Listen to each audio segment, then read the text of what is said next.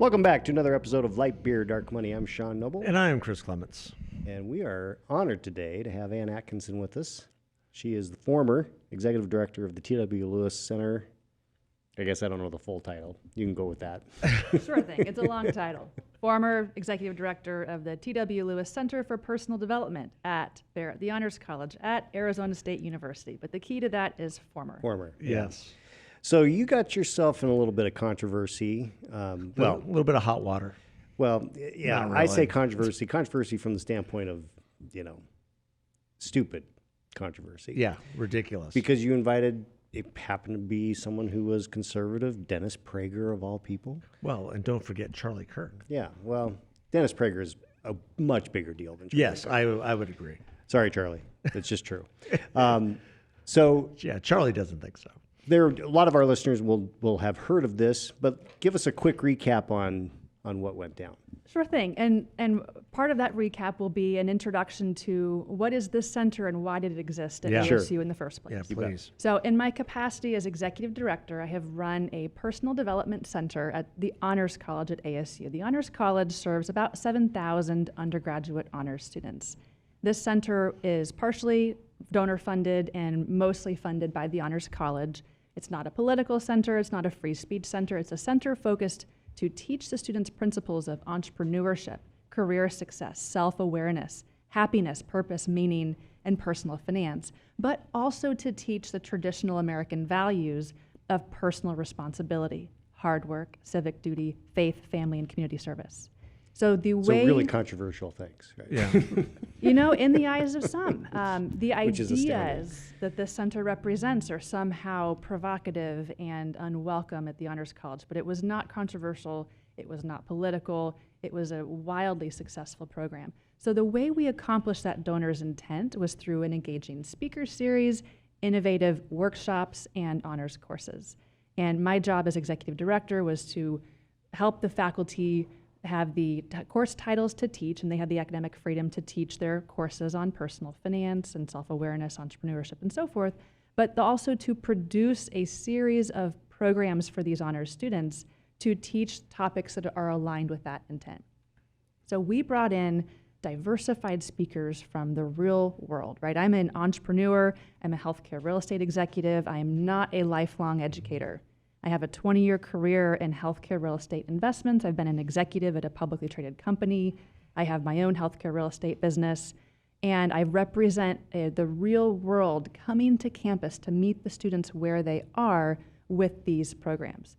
So in the last 2 years, we put on nearly 150 programs for these honors students. It covered topics including all of those areas that were the donor's intent. And we brought in incredible leaders, professional athletes, Super Bowl champion, A.Q. Shipley, to Andre Ethier from the Dodgers, to Steve Sanghi, the executive chairman of Microchip Technologies, to Penn Badgley, Hollywood actor, and then a lot of businessmen and women, philanthropists and entrepreneurs. So that's the context for why this center existed. On February 8th, 2023, this year, we posted a program called Health, Wealth, and Happiness. And the intent of that program was to be a Lewis Center speaker program, but open to the public. Mm-hmm. So we decided we will book the biggest venue at the biggest university in the country, which is ASU Gamage Auditorium for this event. We brought in a couple past Lewis Center speakers, Robert Kiyosaki. Mr. Kiyosaki has been a repeat speaker at the Honors College. He had previously come on 6 different occasions. He made no money, but he came. Kim Kiyosaki came. They brought their Rich Dad advisors to teach the students about investing, entrepreneurship from the real world. He was one of our speakers, and I blame my friend Robert for this Health, Wealth, and Happiness program. It was his idea to go with the theme Health, Wealth, and Happiness. But what we did, we brought in an expert on health, which is Dr. Radha Gopalan, a very highly respected heart-transplant cardiologist here from Banner. He spoke on the topic of health. Robert Kiyosaki spoke on the topic of wealth, and then Dennis Prager spoke on the topic of health, of happiness. And as you know, Dennis Prager is a student of happiness. He has an hour every week on his show dedicated to exploring happiness. He's literally written books on happiness. Right. So I'll pause there with that groundwork for what became a nationwide controversy. Which is astounding, because I mean, Rich Dad, Poor Dad, bestseller. Yeah. He's parlayed that into educating just hundreds of thousands of people on financial freedom, wealth, as you'd say. Obviously, a doctor talking about health makes total sense. And Dennis Prager is probably, I mean, he's got to be, in my mind, one of the least controversial of the conservative talk show guys out there, right? I mean, he's just very mainstream. Yet, and yet, I mean, his Prager University is considered very racist and anti-LGBTQ, which is plus minus divided by sign, and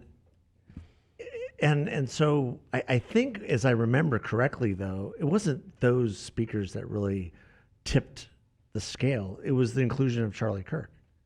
Well, the faculty focused their condemnation efforts. The teachers of Barrett, the Honors College, focused on Dennis Prager and Charlie Kirk, but they also said that Robert Kiyosaki is dangerous because he teaches about debt. So it was the idea of the speakers that we brought to campus, but most of the focus from the Barrett Honors faculty was on Dennis Prager and Charlie Kirk. So how about I tell you what they did and the actions that these teachers took. So for your listeners, we're not talking about students protesting here. We're talking about 39 of the 47 professors at the Honors College at ASU looked at an event being hosted by a center in their college that hosts events all the time that have no input from faculty. It has nothing to do with faculty. They have their own events. Sure. And 39 of the 47 professors wrote a petition that they circulated nationwide, they circulated campus-wide, they've claimed was just a private letter to their dean, but their actions proved otherwise. Right. In this petition, they said, these speakers are purveyors of hate that are anti-trans, anti-LGBTQ, anti-women, threats to our democracy. They've spread medical misinformation. I mean, they libeled our speakers who were guests of the university, and they did so in a very public setting. So the professors launched this national condemnation campaign. There is copious amounts of evidence that show how they distributed this information in a way that was not just a private letter to their dean. But here's where it really twists and is so disappointing. These professors are in a position of authority with their students. The professors took their condemnation campaign to express their strong viewpoints about this opinion into their classrooms, where they teach mandatory classes to freshmen. And in some instances, these faculty said, we urge you not to attend. Yeah. They said, these are white nationalists that are hateful and dangerous, and supporting this program is dangerous. So here, imagine a classroom of undergraduate students told by their professor that the Lewis Center and its speakers and its donors are purveyors of hate that are threatening physical violence to the faculty. The faculty intimidated these students, and that is never acceptable. Yeah. And then where was the esteemed Michael Crow in all this? Well, I'm an alumna of ASU. I'm an alumna of Barrett. I've been hopeful that he would exercise his incredible influence and step in and send a message. And he and ASU has been silent. They have stood by the actions of the faculty. Even we had a legislative hearing on July 18th.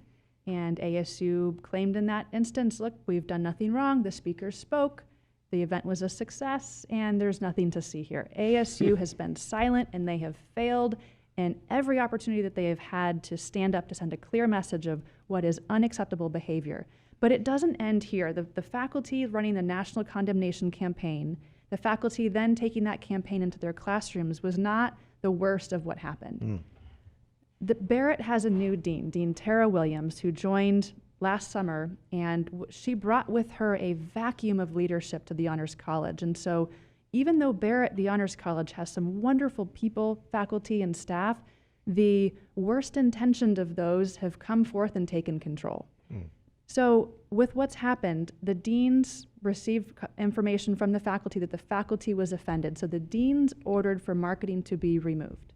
This is documented. There is evidence. This was a personal call from the deans of Barrett, the Honors College. We need this marketing removed because it's offending the faculty. That is censorship of speech. And yet the deans allowed counter-marketing to be posted that said, help condemn the Lewis Center's Health, Wealth, and Happiness program. Supporting this talk is dangerous. And it went on to libel the speakers. The deans allowed that marketing.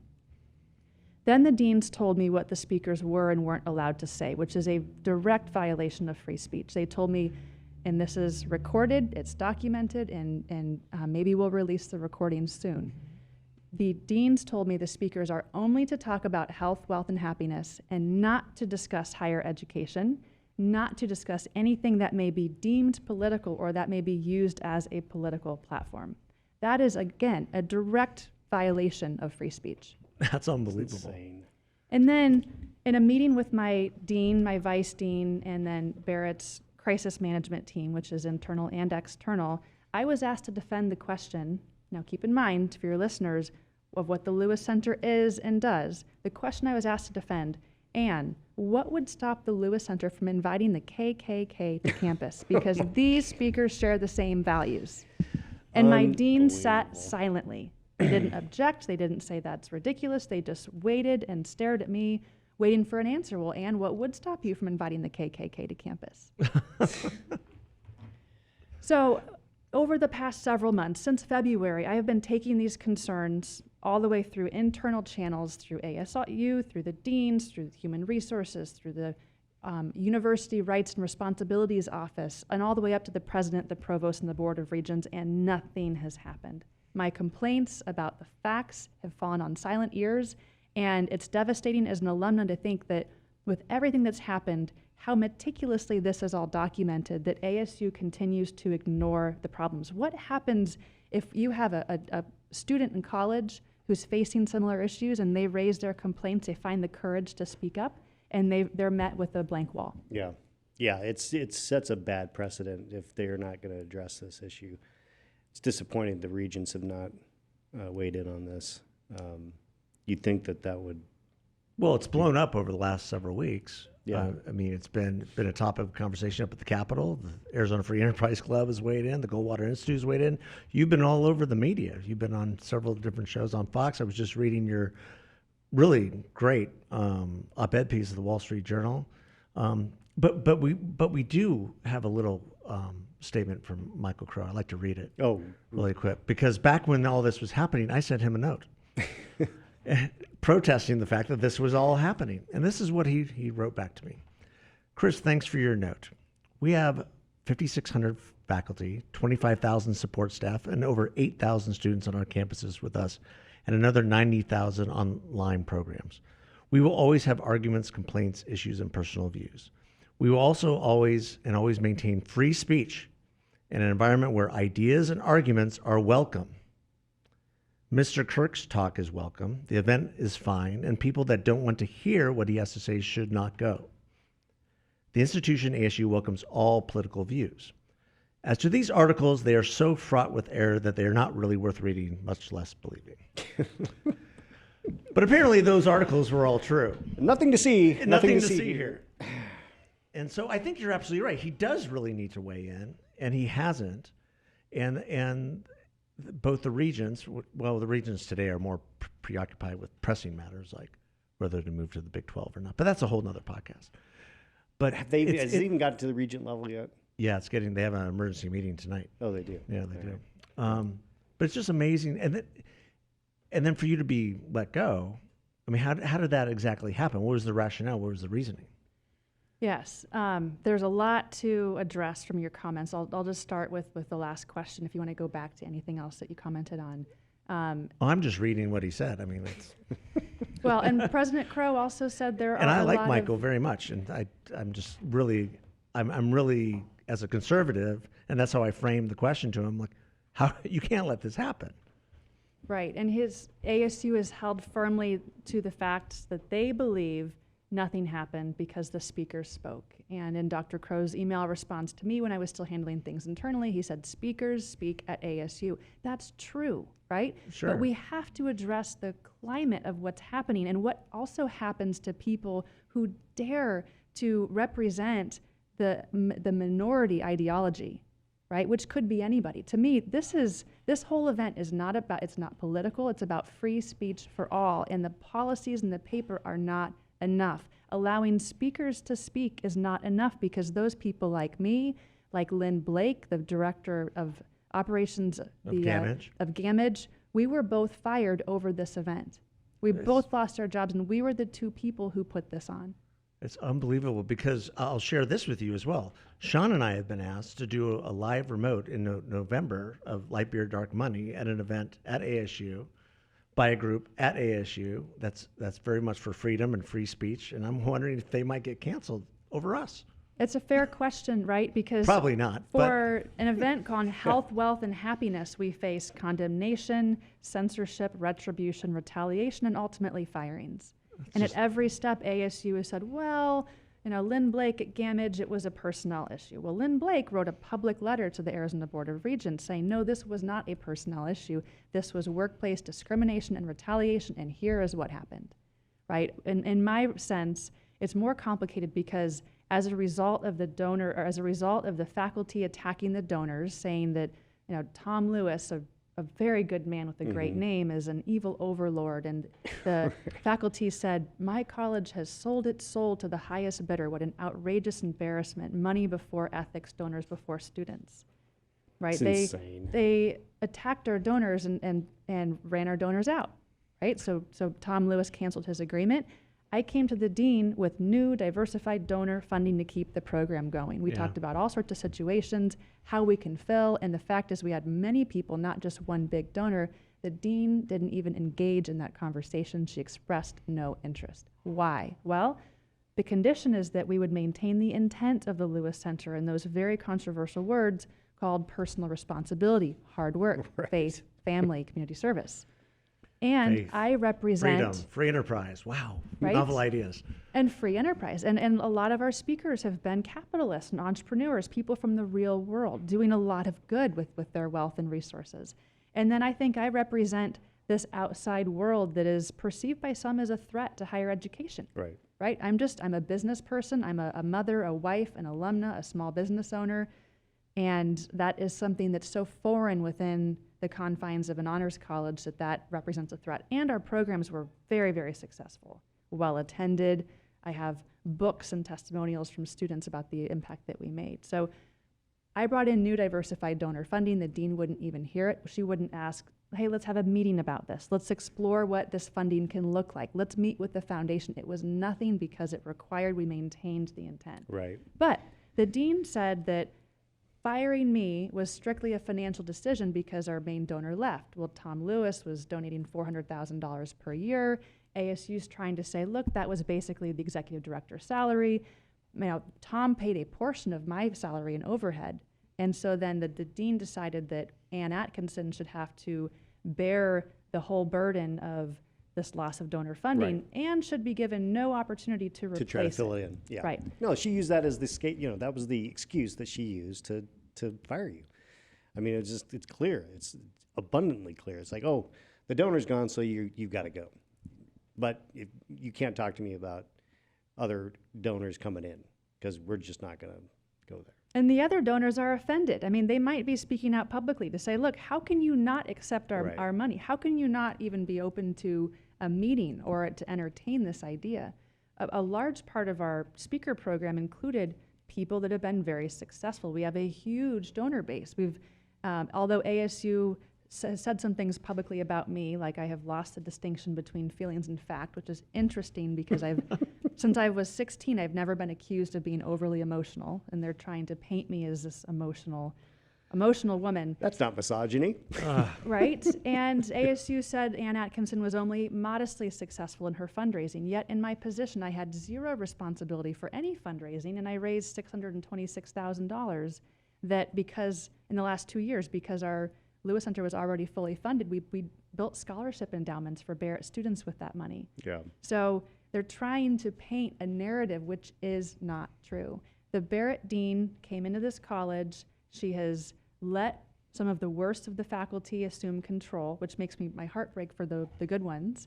And she brought with her a vacuum, no leadership.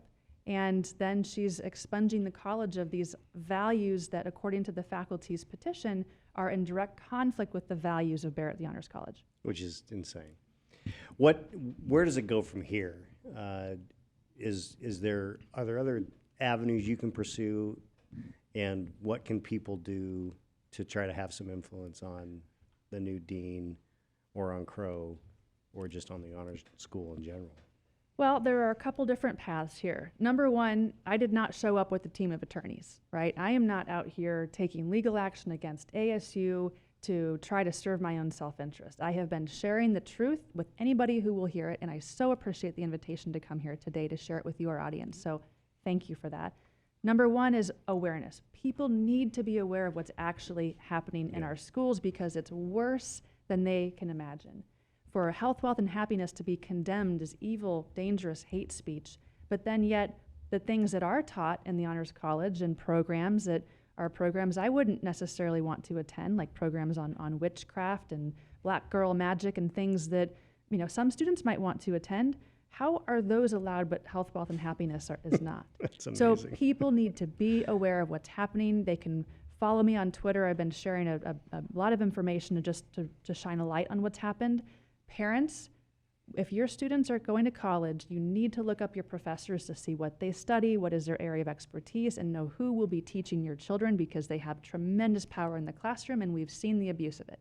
Donors, I have what came to the Lewis Center with this plan to endow the center, which meant to raise about 15 times our annual budget so that it could live forever off the interest of that endowment. And I've seen with one administrative change, everything can change. So donors, be smart about where you're sending your money. Yeah. Work with an advisor so that your gift is fulfilling the intent you have desired. Students, there are many opportunities and places and ways for you to learn about the real world. Decide if college is right for you. Maybe it is. I think I'm an advocate of higher education, at least so far. But you need to go in with eyes wide open. So that awareness is number one. Number two is a legislative solution. We have the ad hoc committee that's a joint committee between the Senate and the House. It's the ad hoc committee on the freedom of expression in Arizona's public universities had a hearing on June 18th. They heard this documentation. They gave ASU a 60-day deadline to investigate what came up in that hearing, and ASU is investigating themselves. So have a low bar, but hopefully, they will find some things that are unacceptable. I'm still holding out hope for that. I expect there will be another hearing, and I expect there are going to be some legislative solutions to this that recognize the paper policies are not enough, right? Yeah. The policies and the green light rating and the statements that we support free speech don't necessarily mean that there is an environment that allows free speech for all. Yeah, the actions have got to follow what's being written. I mean, it's one thing. I mean, it's like Crow's email. Oh, well, it happened. Nothing to see here. But we've had total chaos and turmoil. But it also brings forth, and some of your comments bring forth the truth, and that is, the vast majority of donors and even students are conservative. I firmly believe that. And the problem in higher education is that they're continuously silent. And they're silenced because of retribution. If you're a student and you're in a class, you're in a Barrett Honors class, and you're getting told all these different things about the program that's coming up with Charlie Kirk and everybody, and you're still trying to figure that out. You might be a freshman, you might be a sophomore there at ASU, and what are you going to say? Nothing. You're not going to say anything because first of all, your grade depends on staying silent, and you're just going to adapt to whatever you need to adapt to get through the class. That's right. And that's it's exactly that's the sad state of affairs in public education, actually, higher education, is that students stay silent because it's actually squashing the conversation. Yeah, and then you have the small minority of leftists who are there banging drums and saying all these crazy things, but they're not the majority. I truly believe that. And conservatives, Christians are absolutely the minority, and those on campus, they are the minority, maybe not in numbers, but they're in terms of who is vocal. Yeah. But it could be anybody one day, right? Yeah. And so maybe, and I'm not talking about this from a political lens. This is about free speech, but this minority could be anybody. And the students who've spoken out, we've had more testimonials are coming in as the story has continued to gain traction. And even the strongest students are saying, look, I kept my mouth shut because I did not want to risk my grade. It Right. wasn't worth upsetting my whole class by expressing a viewpoint that conflicted with what the faculty said was right or acceptable. Yeah. Other students said, look, Ann, I want to attend Health, Wealth, and Happiness. You have to promise me I won't be in any pictures because I can't have my professors see that I attended. Yeah. They're fearful and they're silent. That's the outrage. That's the outrage right there. Yeah, I mean, college is supposed to be a time when you just explore all the different options. You have vigorous debate. It should be a place where you can have the kind of debates without being bullied. Yeah. I mean, have the intellectual conversations. I mean, when I was there, the irony of this is in some ways fascinating because I went to the Cronkite School. I was a comms major, broadcasting major, and Walter Cronkite came to campus, and he did that each semester when he was still alive, and he gave a big speech, and I happened to ask a question. This is probably 93 or 94, and I said, with the advent of Rush Limbaugh and conservative talk radio, do you think we need to bring back the fairness doctrine? Which I thought was a pretty good question, and so did he. He's like, whoa, that's a whale of a question. But even Walter Cronkite, who was a liberal, I mean, no question about it, leaned left for sure, did not believe in bringing back the fairness doctrine, which for people who don't know, that was the government required that if you had one viewpoint on the radio, because it was radio at the time, then you had to give the other viewpoint. And then Reagan got rid of that in the 80s. And then talk radio, conservative talk radio exploded. Yeah. So it was a nice, he understood the value of free speech even as a liberal, which usually used to be the ACLU was the champion of free speech, and Not now anymore. they've just we live in the upside down world. I mean, it's just reversed. Yeah, we live in bizarro world. There's no doubt about it. That's crazy. Yeah. Right, and the First Amendment is designed to protect speech that we don't like. Right. Right, and in this instance, the Barrett faculty thought that they were the arbiters of what speech is acceptable and what is unacceptable. And they say, well, we weren't trying to cancel the event, but they painted this as a white supremacy event, and that was reinforced by my meeting with the deans, where I had to defend the comparison to the KKK. Dennis Prager is a racist. Right, He's he part of wrote- the KKK. He wrote the book on my anti-Semitism. Dennis Prager is very clear that the way to happiness is following the Lord. is submitting your life to a higher power. That's the only way to happiness. Yeah. It's very. But apparently that's what a white radical supremacy. idea. That's white Horrible. Right, and then Insane. the executive director of ASU Gamage berated Miss Lynn Blake for allowing a white supremacist on their stage. And there Oh were my several goodness. different examples which Lynn Blake addressed in her public letter to the Board of Regents about how this event inside Gamage was painted as a white supremacy event. So ASU says, look, the event happened, the speakers spoke, it was a success, their numbers are wrong on attendance. I don't know how they could not have made the right phone call to get the numbers right, but they are grossly understating the attendance. And Lynn Blake was also fired. So this portrayal of our event it led to a death threat to Dennis Prager. Someone called his radio show, a real death threat, not just, hey, someone said said something that could be a death threat. Someone said, they called his show, Dennis Prager will be shot when he comes to Arizona State. He better wear a bulletproof vest. Oh my. So we had to, because our event was painted by the faculty as a white supremacy, a Klan rally, we had to engage 4 separate police departments. We had police drones in the sky. We had a bomb sweep of the entire property. We had to lock down everyone's access to the building and only re-grant access to the employees that chose to work that night. Lynn estimates 15 no-showed or called in sick because they didn't like the speakers. So that was their way of protesting. We had a DEFCON level of security at this event because of how it was portrayed. Right. And then ASU snuck 2 people from the Dean of Students office backstage by my side to intimidate me as I gave my opening remarks, in which the deans warned me multiple times I needed to read a warning to the audience because of potentially offensive content. So we have DEFCON level security because it's been painted as a Klan rally, and then ASU breached that security to send 2 representatives to stand right next to the lectern, but behind the curtain, there, arms crossed, only there during my opening remarks. You can't make this up. So that's why insane. I'm telling this story. I'm sharing the details of what happened. The truth wins. The truth seeks light. And thank you for allowing light to shine on what's happened here. Well, I mean, we're fans of ASU, right? We're involved in different aspects of ASU. I'm a President's Club member. I moved here from Tucson, and everyone's like, "Oh, are you becoming a Sun Devil?" I'm like, "Well, yes, I think I am because I live here now." And I think Michael Crow has done a tremendous job of building up that university to one of the premier universities in the world. And this is a stain on it. Absolutely. This is an absolute 100% stain on is it. an embarrassment. And the administration, going all the way to the top, should be ashamed. Yes.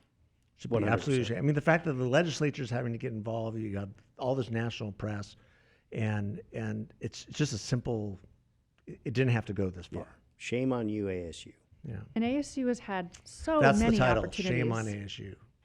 There you go. ASU's had so many opportunities. They've had this information internally for months. I first brought this to the deans in February. I brought it through HR, through the University of Rights and Responsibilities office. On June 2nd, I sent this all directly to President Crow and to the Board of Regents. They have had all of this before it went public and have done nothing. How easy would it have been to say, you know what? These are allegations of faculty intimidating students. That is not acceptable. We are going to investigate. Not once had they asked me for more information. Not once did they say, can you connect us with the students who gave us these testimonials? We want to hear from them. Not once. They had chances, and they decided to treat this like a PR issue that will likely go away, and it's not going away. Yeah. And we need students to be engaged. Yeah. You know, they need to fight for their freedom on this. Yeah. Have some absolutely. have some courage, have some good old fashioned gumption. I mean, when I was at school, you know, that lowly school in, you know, Los Angeles, What? the University of Southern California, I loved this stuff because I was that kid who got up and said whatever I thought. Well, I mean, and we need more young people like it's, that. And you know, I don't begrudge students who shy away from that because of, you know, there is real consequences. I mean, I happen to be an average student, so I didn't have any like GPA issues that I was gonna like put at risk. Yeah, exactly. I had a crappy GPA anyway. I knew speaking up wasn't gonna impact whether I was gonna get a job afterwards because I was a broadcasting major. I'd already been told I had a face for radio, so I was going to go into politics anyway. So, but there are students that really, I mean, what they do in college and how they proceed through college really does have some impact on their career. It didn't for me. Didn't as much for you. You had your family business that you eventually were going to take over a little sooner than you expected. A little, just a tad. And so I don't begrudge them that, but you're right. It is time for those that can to stand up and say, you know what, we're going to take a stand on this stuff because they have to do it for those that can't or won't. Yeah. And this could be anybody. Look, again, I'm a mother, a wife, a business owner, and in the capacity of the Lewis Center, an employee putting on programs for the students, bringing my personal professional network to campus. This can happen to anybody, right? This can happen to any students. This can happen to any employee. Think of all the members of the faculty and staff who would like to stand up, but they haven't because they see that those that do face retribution. I can't tell you how many students want to speak out, but they fear they're going to risk their grades. They'll sacrifice their scholarships. They will risk their living arrangements if they do so. They fear retaliation. ASU said in the hearing, well, we're not aware of any students who have had issues. No one submitted to our 1-800 hotline or ASU's hotline. The students aren't doing that, in my view, because they don't want the retaliation and retribution. They don't trust ASU, and ASU has such an obligation right now. Do the right thing. Set an example. The nation is watching. There are so many ways ASU can respond to all that's happened and set some specific examples of what is unacceptable. Hopefully they will still do that. Yeah. Yeah. Well, that's a role that Michael Crow could absolutely play. And how can people get a hold of you or follow you and what's going on in this? Well, I'm new to Twitter. I've used social media X. for kid pictures and dog pictures. I'm Ann_Atkinson_AZ on Twitter. I'm posting updates there. People can email contact@annatkinson@gmail.com. I would love to help others that want to speak out find a way to do that. I think the legislature would like to hear from other students, staff, and faculty that have also had their free speech suppressed at ASU so they can help design a solution that addresses the whole problem. So any listeners that have had issues, that know somebody who's faced retaliation or retribution or fear of that for speaking out, please reach out. Be a part of this. It takes those voices and these people and awareness to actually cause a problem here, or to actually achieve a solution to the problem here. Right. Good. And what sort of, I mean, as you've emphasized several times, I mean, you're a wife, a mother, small business owner, now an activist. I would frame that. What sort of life advice do you have for our listeners? Having gone through all this. Just, document things well. I don't say be weird and record everything, but I do have recordings of everything I've said publicly. I have documented. Tell the truth and find courage in the truth, even when you know there could be consequences to that.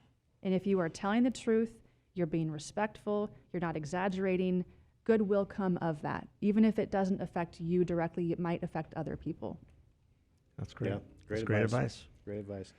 And thank you so much for being here. And Yeah, taking the thank time. you so Thank you, much. Sean. And best of luck to you. Thanks, Chris. We'll follow this stuff and continue to follow it, and Well, and we'll may take, have you back if and we we'll need take to. our own stands So- on this as well. Like I Yeah. said earlier, we've been asked to come and do some things for a group at ASU in the near future, and we can highlight We can this talk for about sure. it there. Yeah, we right on certainly campus. Thank you. could. Yeah, for sure. Great. Thanks so much. Yeah, God bless. Thanks for everybody. listening. Take care.